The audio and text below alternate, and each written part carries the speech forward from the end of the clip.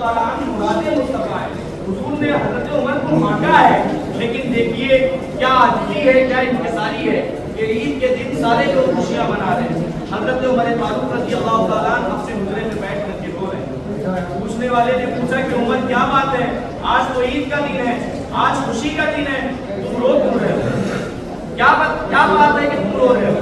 تو حضرت عمر فاروق رضی اللہ تعالیٰ عنہ فرماتے ہیں کہ یار عید کا دن, خوشی کا دن تو اس کے لیے ہے جس کے روزے قبول ہوئے, جس کی نمازیں قبول ہوئی, جس کی زکوٰۃ اللہ کی بارگاہ میں قبول ہوئی.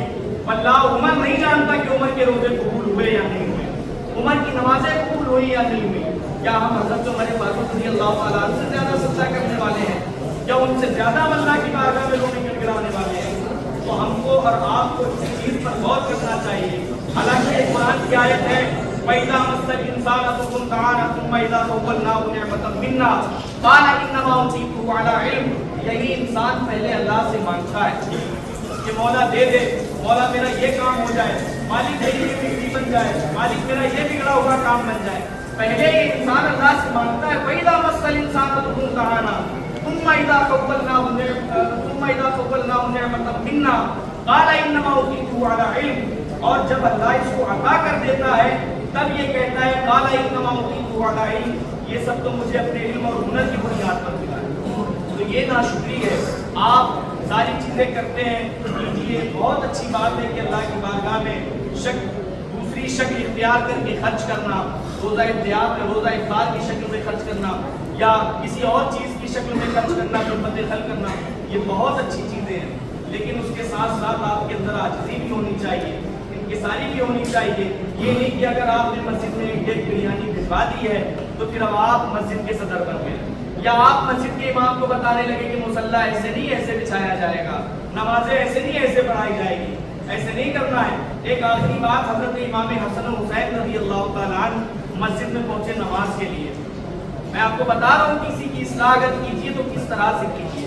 حضرت امام حسن و حسین رضی اللہ تعالیٰ عنہ چھوٹے چھوٹے ہیں, پہنچے مسجد میں نماز پڑھنے کے لیے. دیکھا ایک چاچا وضو کر رہے ہیں, اور ان کے وضو کرنے کا طریقہ درست نہیں ہے. وضو کرنے کا طریقہ ان کے درست نہیں ہے. تو امام حسین نے وہاں پر یہ نہیں کہا کہ چاچا کس طرح سے وضو کر رہے ہو, تمیز نہیں ہے تمہیں, ایسے وضو نہیں کرنا چاہیے. یا امام حسن نے نہیں کہا کہ چاچا کس طرح سے وضو کر رہے ہو, ایسے نہیں کیا جاتا ہے, اس طرح سے نہیں کہا. دیکھیے اصلاح کرنے کا انداز کتنا پیارا ہے. حضرت امام حسن و حسین پہنچے ان چاچا کے پاس اور کہنے لگے چاچا ہم دونوں بھائیوں کو جو ہے, ہم دونوں بھائیوں میں یہ بحث چل رہی ہے کہ ہم دونوں میں سے وضو کون اچھا کرتا ہے, اور ہم لوگ فیصلہ نہیں کر پا رہے ہیں. ایک کام کیجیے, آپ ہمارے حق میں جو ہے فیصلہ کیجیے, آپ فیصل بن جائیے. ہم دونوں بھائی وضو کر رہے ہیں, آپ دیکھیے اور دیکھ کر کے آپ بتا دیجیے کہ ہم دونوں میں سے وضو کس کا بہتر ہے. اب دونوں بھائیوں نے وضو کیا. وضو کرنے کے بعد دونوں بھائیوں نے پوچھا کہ چاچا بتائیے ہم دونوں میں سے کون سے بھائی کا وضو ٹھیک تھا.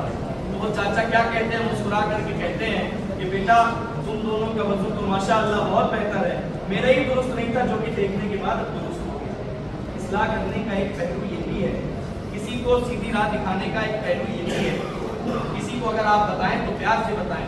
ساری دنیا میں حضرت امام حسن رضی اللہ تعالیٰ عنہ اتنی عاجزی تھی, انکساری تھی حضرت امام حسن رضی اللہ تعالیٰ عنہ کے اندر کہ ان کو جس نے زہر دیا تو وہ کہتے ہیں, حضرت امام حسین نے پوچھا کہ بھائی بتائیے آپ کو کس نے زہر دیا ہے.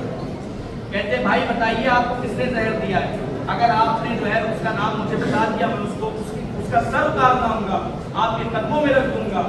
حضرت امام حسن رضی اللہ تعالیٰ عنہ کہتے ہیں میرے بھائی حسین ایسا نہیں کرنا, جس نے مجھے زہر دیا میں نے اللہ کی رضا کے لیے اس کو معاف کر دیا ہے, لیکن ہاں اس کے بدلے میں اللہ سے یہ دعا کرتا ہوں کہ اللہ میرے نانا جان کی امت کو بخش دے, اللہ میری نانا جان کی امت کو بخش دے.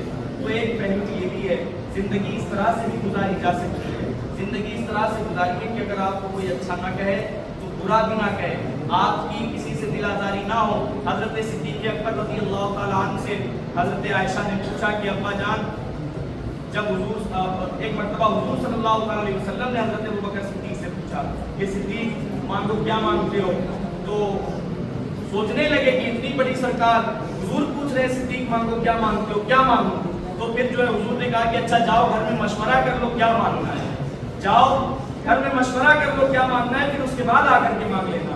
حضرت ابوبکر صدیق گھر میں آتے ہیں، اپنی بیٹی حضرت امی عائشہ صدیقہ رضی اللہ تعالیٰ عنہا سے مشورہ کرتے ہیں کہ حضور نے مجھ سے پوچھا ہے کہ صدیق ماں کو کیا مانگتے ہو؟ تو امی عائشہ نے عرض کیا کہ ابا جان آپ حضور کی بارگاہ میں جب جائیے گا تو حضور سے عرض کیجیے گا کہ یا رسول اللہ جب آپ معراج پر تشریف لے گئے تھے، جب آپ معراج پر تشریف لے گئے تھے تو اللہ نے آپ کو بہت سی راز کی باتیں بتائی تھی، بہت سی راز کی باتیں بتائی تھی، یا رسول اللہ ان میں سے کوئی ایک راز کی بات بتا دی۔ حضرت صدیق اکبر پہنچے حضور کی بارگاہ میں یہ عرض کیا تو حضور نے ان کو وہ راز کی بات جو اللہ نے کئی راز کی باتیں بتائی تھی ان میں سے ایک راز کی بات حضور نے حضرت صدیق اکبر کو بتائی۔ حضرت صدیق اکبر واپس جب گھر لوٹے تو رونے لگے، زارو قطار رونے لگے۔ حضرت عائشہ نے پوچھا کہ ابا جان کیا بات ہے، ایسے آپ کیوں رو رہے ہیں؟ آپ تو گئے تھے بڑا خوشی خوشی اور جب آ رہے ہیں تو آپ نے جو ہے آنسوؤں کا دریا بہانا چالو کر دیا۔ ابا جان آخر بات کیا ہے؟ حضور نے آپ کو وہ راز کی بات بتائی یا نہیں بتائی؟ تب حضرت صدیق اکبر فرماتے ہیں کہ بیٹی عائشہ حضور نے مجھے وہ راز کی بات بتائی، اور وہ راز کی بات یہ ہے کہ حضور نے فرمایا کہ اللہ فرماتا ہے اگر کسی بندے نے کسی کا دل دکھایا ہو تو اللہ اس کو بروز حشر بلا حساب و کتاب، اگر کسی نے کسی کا دل دکھایا ہو تو بلا حساب و کتاب اللہ اس کو جہنم میں ڈال دے گا۔ یہ حقوق العباد کا مسئلہ ہے۔ اب حضرت صدیق اکبر رو اس لیے رہے ہیں کہ کبھی مجھ سے کسی کی دل آزاری تو نہیں ہوئی، کبھی مجھ سے کسی کا دل تو نہیں دکھا۔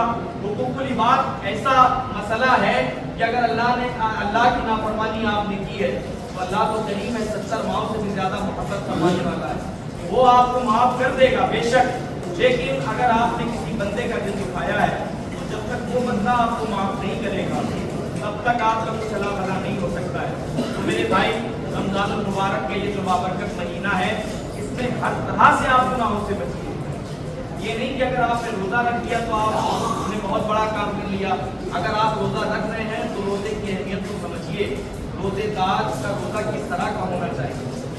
روزے میں ضروری نہیں ہے کہ کسی کا ہاتھ مارا جائے، وہ روزہ نہیں ہوتا ہے، وہ روزہ نہیں ہوتا ہے کہ کسی کا دل دکھایا جائے، کسی کو آنکھیں دکھائی جائے، پیار محبت سے۔ اور مذہب اسلام کی جو قوم ہے نا یہ تو محبت کی ہی بنا پر پہچانا جاتا ہے، یہ امن و سکون کی ہی بنا پر پہچانا جاتا ہے۔ تو آج بھی اگر ہم چاہیں تو پھر ویسا کردار اختیار کر سکتے ہیں۔ میں نے پچھلے سال شعر ایک کہا تھا کہ میرے مولا میرے آقا میرے مولا میرے سرکار کر لیجئے، میرے گھر آ کے میرے ساتھ ایک بار کر لیجئے، زمانہ سر جھکائے گا مگر بس شرط اتنی ہے بدر والوں کے جیسا اپنا بھی کردار کر لیجئے۔ تو جنگ بدر میں جو صحابی رسول تھے آپ ان کا کردار اپنائیے، اور کیسے اپنائیے آپ جانتے ہی نہیں ہیں۔